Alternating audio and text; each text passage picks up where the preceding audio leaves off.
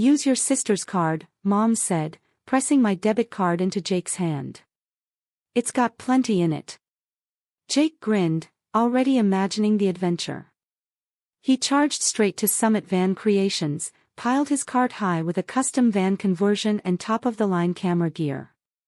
When the cashier rang up $115,000, Jake swiped the card confidently. The screen blinked. Declined.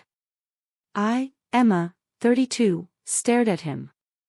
An architect by trade, I lived by precision. Lines on a blueprint weren't just marks, they were promises of safety, structure, and future. I planned months ahead. I verified zoning, calculated load limits, confirmed foundations. My home life mirrored that order. In my family, I was the bank. Jake, 28, lived in chaos. Charismatic, messy, following whatever thrill caught his eye online. Right now, it was van life. My savings, $120,000, was supposed to be the seed for my dream firm, the culmination of 10 years of sacrifices. That money was my foundation. A portion came from a private inheritance, the rest was everything I had earned through late nights, unpaid overtime, skipped vacations. This wasn't the first time I'd lent money. Jake had drained small amounts over the years, $500 for a deposit, $2,000 for Mom's car repair. Dad borrowed my Netflix, forgot his bills, asked for tech help constantly. The refrain was the same, we're family, Emma. Family shares everything. Or Jake's favorite, it's an investment. When my channel blows up, you'll get double back. I stopped fighting. I stopped trying to explain that success required sacrifice. I paid. Always. For peace. For silence. For a quiet dinner. To avoid that gnawing tension when Mom was disappointed. To sidestep hours of pointless arguments. Giving in was easier than saying no. But standing there, seeing my card rejected, I felt a shift. I wasn't buying peace anymore. I was trapped in a cycle I hadn't even realized, learned helplessness. Years of giving, of conditioning, of absorbing guilt, had made resistance feel impossible. Small refusals, no car, no money, were met with emotional backlash that made surrender the path of least pain. I'd been trained to obey, to give, to be the silent fixer. Mom didn't just take my money or my devices. She trained me to pay, to endure, to suppress my own dreams for the comfort of others. And finally, I understood, no more. If you love real emotional stories, hit subscribe, we post one every day. She took my card. And I let her. I let them convince me that saying no was selfish, that my limits were unreasonable. That their taking what wasn't theirs was just family. It takes a jolt to snap free of that conditioning. A pain so sharp it drowns out the smaller aches you've accepted as normal. For me, it was an attempted theft of $115,000. That's the moment, click, not turn, a cage breaking. The breaking point didn't start when Mom handed Jake the card. It began the night before at Sunday dinner. The house smelled like old coffee and dust. Dad, David, sat quietly in front of the TV. Mom, Linda, presided over the pot roast like a CEO in a boardroom. Jake, of course, had news. He opened his laptop with a flourish, showing a slideshow filled with hashtags, snapshots of vans, logos, and sponsorship mock-ups. It's not just a vlog, he said, voice all breathless excitement. It's a lifestyle. The roaming Jake brand. I've got vision, charisma, I just need the funding to make it real. Dad grunted. Looks expensive. Remember, son, sometimes you have to spend money to make money. Jake clicked to a slide of a custom van. Mom placed the last dish on the table, ignoring me. Your father and I have covered the van deposit, she said. As for the rest, Emma will handle it. Silence. My fork clinked against my plate like a gunshot. No, I said. Jake laughed, like I'd just told a joke. What? No, I said again, louder. My eyes locked on Mom. I will not help. This money is for my business loan. It's untouchable. Jake's smirk faltered. Wow. You're really that selfish. It's me, your brother. It's not about me, I said, voice shaking. It's my company. My future. The answer is no. Mom's face hardened, the same expression I'd seen all my life. That look, you're a disappointment, and we're talking about your brother's future. You've always been so rigid, Emma, she said. I'm not rigid. I'm responsible. Someone has to be.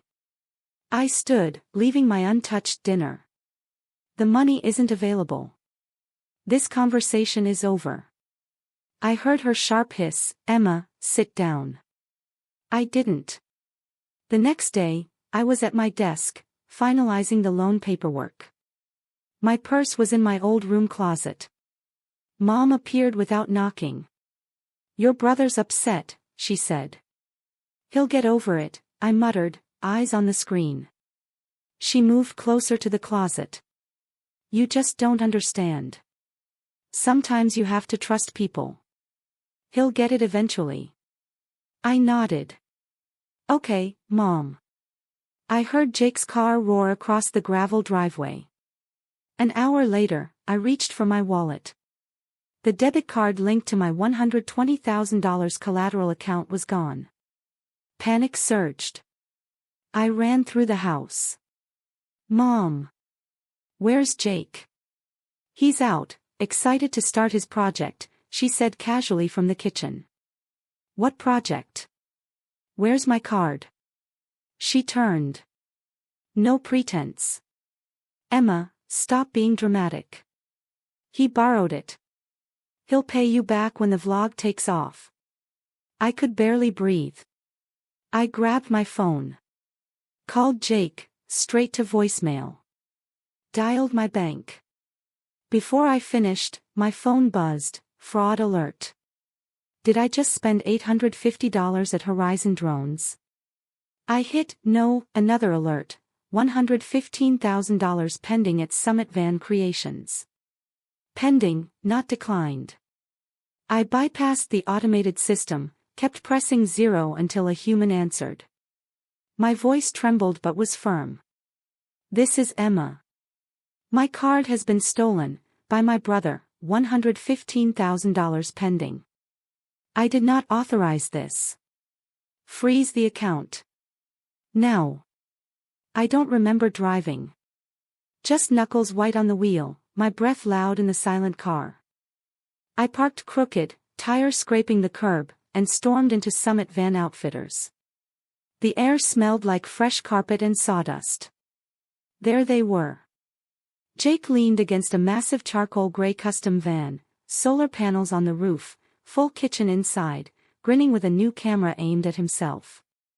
Mom, Linda, was filming, documenting the moment his new life supposedly began. They were laughing. A salesman hovered nearby, clipboard in hand, clearly uncomfortable. They hadn't even finished the purchase. I walked straight to them. The salesman's smile faltered. Can I help you, ma'am? Mom waved me off. We're just finishing up. Right, the salesman said, turning to Jake. Total for the van conversion, drone, and camera equipment comes to $115,000. $115,000. My stomach sank. Jake, buzzing with excitement, handed over my card, the card that represented my decade of work, my future. Let's do it, he said. The salesman swiped the card. A beep. Long angry. The smile disappeared. He stared at the screen. I'm sorry, he said. But the card's been declined. Jake laughed, like it was nothing. Impossible. My sister's loaded. Just try again. The machine's old. I spoke, my voice unnervingly calm. I froze the account. Phone's up, transaction flagged as fraud. Give me my card, Jake. Mom's face turned red. She stepped in, low hiss, Emma, don't humiliate your brother in public. People are watching. Good, I said. Powerful. They should see you trying to steal $115,000 from me. It's family money. Mom shrieked. You'll get it back when his channel takes off. No, I said, stepping past her. I turned to the salesman. Unauthorized transaction. I'm the account holder. Cancel the purchase. Jake's charisma drained. Pale, small, like a child caught. You're really doing this? He stammered. He threw the card at me. I caught it. You've always loved making me feel small, he muttered. You did this yourself, I said, walking away. Mom yelled after me, calling me heartless, ruining the family. I didn't stop. Out into the bright afternoon, into my car, hands shaking, key barely fitting in the ignition. I sat a full minute, breathing. Not relief. An earthquake. That night, adrenaline faded, leaving sharp silence. For the first time, I wasn't designing buildings, I was designing my escape. I audited my life. Opened a new account at a local credit union they'd never heard of. Transferred every remaining cent. New passwords, random, unguessable. Verbal password only I knew. Frozen credit with all 3 bureaus. Petty. Necessary. Every shared account ended. Netflix, music, family phone plan, I cut ties. Finally, air in my lungs after years underwater. Screenshots of the group chat, Jake accusing me, Mom calling me cold. I didn't reply. 3 days later, Dad called, family meeting. I almost refused, but had one last structure to build. That night, Mom brought a notebook like a lawyer. Jake wouldn't meet my eyes. Dad paced. They demanded a proposal. I slid my folder across the table, personal finance and asset protocol. Boundaries, declared. They called me selfish. Dad shouted about money, inheritance from my godmother. Mom demanded an apology or leave. I left. Outside, her voice followed. You'll be back. I walked on. Family isn't always a bond. Sometimes it's a chain. Cutting it isn't cruelty. It's survival. Weeks later, Mom called, panic in her voice. Police. Jake. She begged me to lie. I told the truth. 6 months passed. No dream office. Just a small studio with cracked walls, but mine. When my parents visited, Mom brought quiet apology, Dad a small nod. I realized boundaries aren't walls. They're doors with locks you control. People who care will knock. I'm done being the bridge they walk over. I'm an architect now. I build my own foundations.